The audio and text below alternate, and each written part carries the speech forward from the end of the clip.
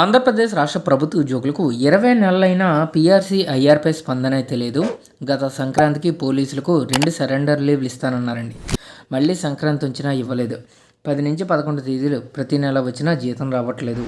Andhra Pradesh government employees federation chairman Venkatarama Reddy.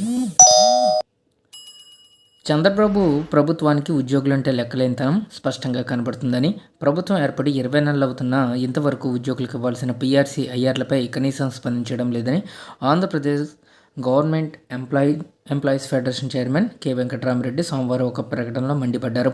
కూటమి ప్రభుత్వం అధికారంలోకి వచ్చిన వెంటనే మధ్యంతర భృతి ఇస్తామని ఎన్నికల మేనిఫెస్టోలో చెప్పినా చేయలేదని, పీఆర్సీ వేయలేదని విమర్శించారు.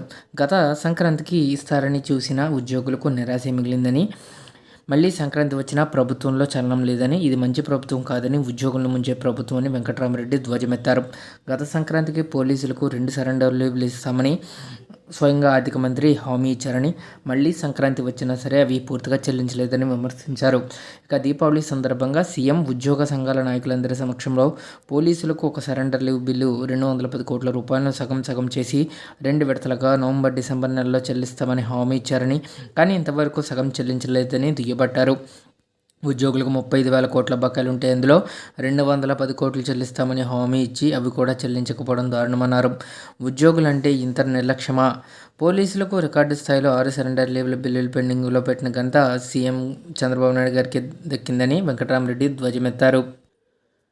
రిటైర్ అయిన వారికి 18 నెలలుగా గ్రాట్యుటీ చెల్లించడం లేదన్నారు. కూటమి ప్రభుత్వం ఎన్నికల్లో ఉద్యోగులకు 9 హామీలు ఇచ్చిందని, ప్రభుత్వం ఏర్పడి 20 నెలలు అవుతున్నా ఇంతవరకు ఒక్క హామీని అమలు చేయలేదని విమర్శించారు.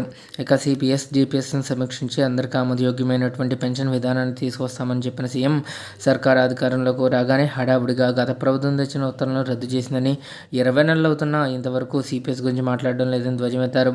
ఇక 1వ తేదీన జీతం ఇస్తామని హామీకి తిలోదకాలు వదిలిందని, గతంలో 4-5 తేదీల్లో జీతం వచ్చేదని, అప్పుడు కొన్ని నెలలు ఉద్యోగులకు 10 నుంచి 11 తేదీలు వచ్చినా జీతం రావడం లేదని ఆందోళన వ్యక్తం చేశారు. పైగా ఉద్యోగుల్ని సర్కార్ తీవ్రంగా వేధిస్తుందని విమర్శించారు.